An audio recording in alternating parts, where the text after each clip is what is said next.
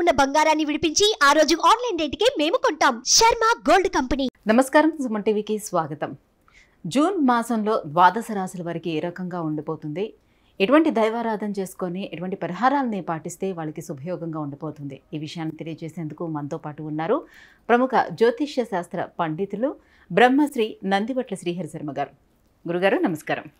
వాగర్థావివ సంపృక్తౌ వాగర్థ ప్రతిపత్తయే జగతః పితరౌ వందే పార్వతీ పరమేశ్వరౌ.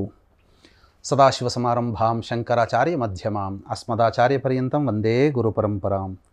ఆదిత్యాయ చ సోమాయ మంగళాయ బుధాయ చ గురుశుక్ర శనిభ్యశ్చ రాహవే కేతవే నమః. గురుగారు, మిథున రాశి వారికి గ్రహస్థితిగతులు ఎలా ఉన్నాయి, ఈ జూన్ మాసం అంతా వారికి ఎలా ఉండబోతుంది తెలియజేస్తారా? మిథున రాశి వారికి జూన్ నెలలో ఎలా ఉండబోతుంది అనేటువంటి విషయాన్ని తెలుసుకునే ముందు ఈ యొక్క జూన్ నెలలో ఉన్నటువంటి గ్రహ సంచారం యొక్క స్థితిగతులు మనం చూసుకుందాం. 1వ తారీఖు నుంచి 14వ తారీఖు వరకు కూడా రవి, గురు, శుక్ర, బుధులు వృషభ రాశిలో, అలాగే చంద్రుడు కూడా. ఇక 15వ తారీఖు నుంచి 30వ తారీఖు వరకు మిథున రాశిలో శుక్ర, రవి, బుధుల యొక్క సంచారము. అలాగే లాభస్థానంలో కుజుడు, దశమంలో శని, భాగ్యస్థానంలో శని, అలాగే చతుర్థ స్థానంలో కేతువు. ప్రధానంగా చూసుకున్నట్లయితే ఈ యొక్క మిథున రాశి వారికి శుభయోగాలు అధికంగా కనబడుతున్నాయి. ముఖ్యంగా వ్యాపారస్తులకి ఊహించిన దానికంటే కూడా ఎక్కువ ధనరాబడి జరిగేటువంటి అవకాశాలు ఎక్కువగా ఉన్నాయి. గౌరవ మర్యాదలకి లోటు లేకుండా అనూహ్యంగా మీకు గౌరవ మర్యాదలు, సంఘంలో పేరు ప్రతిష్టలు పెరిగేటువంటి అవకాశాలు ఎక్కువగా ఉన్నాయని చెప్పవచ్చు. అయితే ప్రధానంగా తల్లిగారి ఆరోగ్యం పట్ల శ్రద్ధ వహించాల్సినటువంటి పరిస్థితి ఎక్కువగా కనబడుతుంది. రియల్ ఎస్టేట్ రంగంలో ఉన్నటువంటి వారికి కొంత రుణములన్నీ కూడాను తిరిగి వసూలు అయ్యేటువంటి అవకాశాలు ఎక్కువగా ఉన్నాయి. అలాగే ఏ పని చేసినప్పటికీ కూడా మీ యొక్క ఆలోచన విధానము, అవకాశాలు పొందాలనేటువంటి విధానం ఎక్కువ శాతం ఉన్నట్లయితే వాస్తవానికి జరిగేటువంటి విధానము కొంత తగ్గుముఖం పడుతుంది. తద్వారా ఎక్కువ టార్గెట్ పెట్టుకునే దానికంటే సామాన్యమైనటువంటి టార్గెట్ పెట్టుకుని దాన్ని రీచ్ అయ్యేటువంటి అవకాశాలను పెట్టుకున్నట్లయితే తప్పకుండా మీరు అనుకున్నటువంటి రంగంలో విజయాన్ని సాధించేటువంటి అవకాశాలు ఉంటాయి. ఇక ముఖ్యంగా గమనించుకున్నట్లయితే విద్యార్థులకి దూర ప్రాంత ప్రయాణం అనగా విదేశీ విద్యకు సంబంధించిన ప్రయత్నాలన్నీ కూడాను బాగా సఫలీకృతం అవుతాయని చెప్పవచ్చు. పోటీ పరీక్షల్లో ఉన్నటువంటి విద్యార్థులకి చక్కటి అవకాశాలు లభిస్తాయి. మీకు మార్గదర్శకాన్ని సూచించేటువంటి గొప్ప వ్యక్తులు మీకు అందుబాటులోకి రావడం, తద్వారా పోటీ పరీక్షల్లో అనూహ్యంగా మీరు పుంజుకోవడం అనేటువంటి జరుగుతుంది. అద్భుతంగా ఈ విద్యార్థులకి యొక్క జూన్ నెల యోగకాలంగా అని చెప్పవచ్చు. అయితే గమనించుకున్నట్లయితే ఖర్చు అధికంగా ఉంటుంది.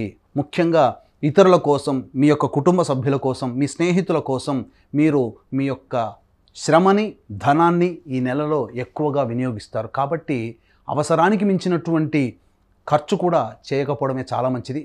ఏ పని చేసినప్పటికీ కూడా మీరు సహాయ సహకారాలు ఇవ్వాలన్నా, మీ ధనాన్ని ఇతరులకు ఇవ్వాలన్నా 1-4 సార్లు ఆలోచించి సపాత్ర దానం చేయండి.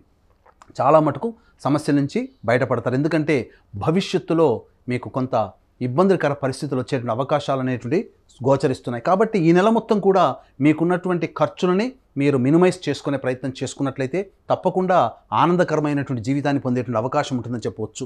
అయితే ప్రధానంగా మీ యొక్క వాక్కుకి విలువ పెరుగుతుంది. మీ మాటని అందరూ గౌరవిస్తారు. అయితే ప్రధానంగా ఇతరుల యొక్క పనులు మీకు కొంత మానసికమైనటువంటి ఇబ్బందిని కలగచేసే అవకాశాలు ఉంటాయి. అయితే ముఖ్యంగా బంధుమిత్రాదులతో చక్కగా ఉల్లాసంగా గడిపేటువంటి అవకాశాలు ఎక్కువగా ఉన్నాయని చెప్పవచ్చు. ముఖ్యంగా కొంతమంది నూతన వ్యక్తుల పరిచయ ప్రభావము, పరిచయమైన తోడనే మీకు ఖర్చు పెరగడం, ఇవన్నీ కూడా మీకు గోచరమవుతున్నాయి. ఉద్యోగస్తులు చాలా జాగ్రత్తలు పాటించాల్సినటువంటిది. అనుకున్న రంగంలో ప్రణాళికతో ముందడుగు వేసినట్లయితే మంచి శుభ ఫలితాలు పొందుతారని చెప్పవచ్చు. అయితే గమనించుకున్నట్లయితే జూన్ నెల 6వ తారీఖు, 7వ తారీఖు, 20వ తారీఖు, 21వ తారీఖు, 24వ తారీఖు, 25వ తారీఖు, ఈ తారీఖులలో మీరు జాగ్రత్తలు పాటించండి. ఎందుకు చెప్తున్నానంటే మానసికమైనటువంటి ఇబ్బందికర పరిస్థితులు ఈ 6 రోజుల్లో మనస్సు చికాకుగా ఉంటుంది. తద్వారా ఏ పని ముందుకు చేయలేకపోతుంటారు. ముఖ్యంగా ధనపరమైనటువంటి సమస్యలు మీకు 20, 21 తారీఖుల్లో అధికంగా ఖర్చులవుతాయి. అలాగే మీరు గమనించుకున్నట్లయితే కుటుంబపరమైనటువంటి మానసికమైనటువంటి పరిస్థితులు అనగా కుటుంబపరమైనటువంటి ఖర్చులు కావచ్చు, బాధ్యతలు కావచ్చు, చికాకులు కావచ్చు 24, 25వ తారీఖుల్లో ఎక్కువగా ఉంటాయి. ఇక గమనించుకున్నట్లయితే వృధా ప్రయాణాలు, వృధా ఖర్చులు, ఏ పని చేసినా కలిసి రాకపోవడం అనేటువంటిది ఈ నెల 6, 7 తారీఖుల్లో ఎక్కువగా ఉంటాయి. కాబట్టి ఈ 20, 21, 24, 25, ఈ 6వ తారీఖు, 7వ తారీఖు ఈ రోజులలో మీరు సాధ్యమైనంతగా ఆత్మవిశ్వాసాన్ని ఎక్కువగా పెట్టుకొని మీరు దైవ అనుగ్రహంతో గనక ముందుకు వెళ్ళినట్లయితే తప్పకుండా మీది విజయం చెప్పవచ్చు.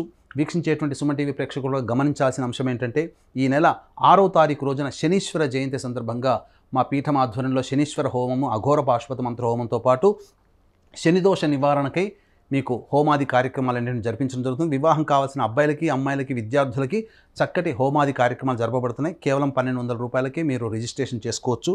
ఇక గమనించుకున్నట్లయితే ఉద్యోగార్థులకి చక్కటి శుభ అవకాశాలు, నూతన ఉద్యోగార్థులకి ఉద్యోగ అవకాశాలు లభించే అవకాశం ఎక్కువగా ఉందని చెప్పవచ్చు. ఇక వ్యాపారస్తులకి మీకు ప్రధానంగా 15వ తారీఖు నుంచి 30వ తారీఖు వరకు అన్ని రంగాలలో ఉన్నటువంటి వారికి అధిక రాబడి ఎక్కువగా ఉంటుంది. శుభగ్రహాల యొక్క కలయిక అధికంగా ఉండడం ఈ 15వ తారీఖు నుంచి 30వ తారీఖు వరకు కలిసి వచ్చేటువంటి కాలంగా చెప్పవచ్చు.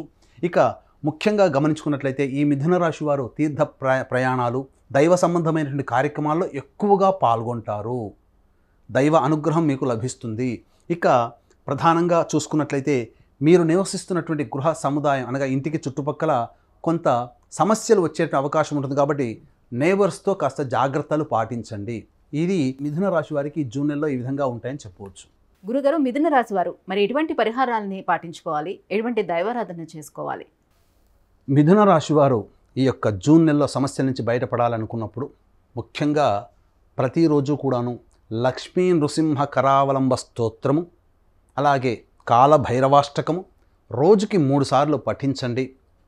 సంధ్యా సమయంలో మీరు ఎక్కువగా రావణ విరచిత శివతాండవ స్తోత్రము ఉంటుంది, అది మీరు అది చక్కగా వినండి. మీ ఇంట్లో సంధ్యా సమయంలో ప్రదోష కాలంలో అనగా సూర్యుడు వెళ్ళిపోయి నక్షత్రాలు రాకుండా ఉండే వెలుతురు ఉండే సమయం సంధ్యా సమయం.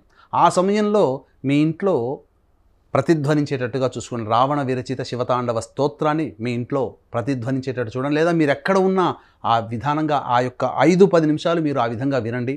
మీకు వచ్చేటువంటి హర్డిల్స్ అన్నీ కూడా తొలగిపోయి ఆనందకరమైనటువంటి జీవితాన్ని పొందుతారని చెప్పవచ్చు. గురుగారు, మిథున రాశి వారికి జూన్ మాసం అంతా ఎలా ఉండబోతుంది, ఏ దైవారాధన చేసుకుంటే వారికి బాగుంటుందన్న విషయాన్ని తెలియజేసినందుకు ధన్యవాదాలు. సర్వం శ్రీ ఉమామహేశ్వర పరబ్రహ్మార్పణమస్తు. సుమన్ టీవీలో మీ పర్సనల్ అండ్ బిజినెస్ ప్రమోషన్స్ కోసం కింది నెంబర్కి కాంటాక్ట్ చేయండి.